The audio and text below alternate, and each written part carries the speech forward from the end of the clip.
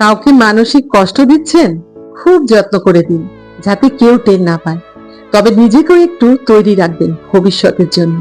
যে কষ্টগুলো কাউকে দিচ্ছেন দুনিয়াতে, তার পুরোটা না হলেও মিনিমাম 1/3 ভোগ করে যেতে হবে যে আপনাকেও। গোলাকারী পৃথিবীতে আপনার দেওয়া কষ্টগুলো ঘুরে ফিরে কিন্তু আপনার কাছে একদিন না একদিন ফেরত আসবে। আপনি নিজেই আত্ম অনুশোচনায় ভুগতে ভুগতে একটা সময় শেষ করে দেবেন নিজেকে। হয়তো যেটা আপনার সো কল্ড ইগোর জন্য ওই মানুষটার কাছে ক্ষমাও চাইতে পারবেন না। সবার মনে রাখা উচিত, মানুষের দীর্ঘশ্বাস খুব খারাপ। সামনে এগোতে গেলে শেকলের মতো পা জড়িয়ে টেনে ধরে।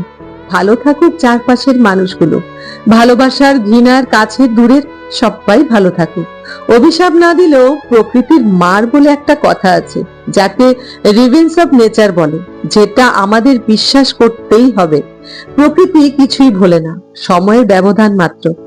কেউ নিজে দোষ করে উল্টো আপনাকেই অপবাদ দিয়েছে। নিজের দুর্বলতা প্রকাশ পাওয়ার ভয়ে আপনার অর্জনকে ছোট দেখালো। আপনার শ্রম সফলতার স্বীকৃতি না দিয়ে নিজের ক্ষমতার অপব্যবহার করলো। সত্য গোপন করে আপনাকে বিপদে ফেললো।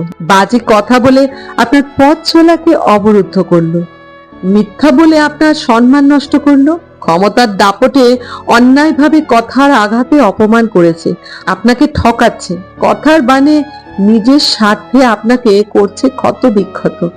করুক না, জরুরি না যে সবগুলোর উত্তর আপনাকে এখনই দিতে হবে। কিছু উত্তর সময়ের উপর ছেড়ে দিন না, দেখেনি না কি হয়।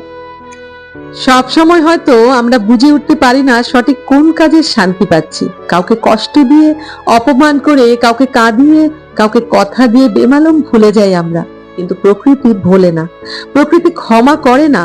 প্রত্যেকটা মানুষ তার খারাপ কাজের শাস্তি কিছুটা হলেও দুনিয়াতে ভোগ করে, কদিন আগে কিংবা কদিন পরে, কিন্তু শাস্তি সে পাবে এই আশা রাখি।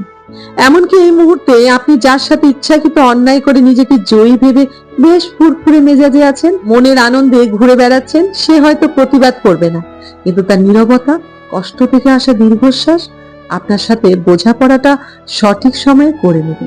কারণ উপরওয়ালা কাউকে ঠকান না, তিনি কারোর একার নন, তিনি সবার।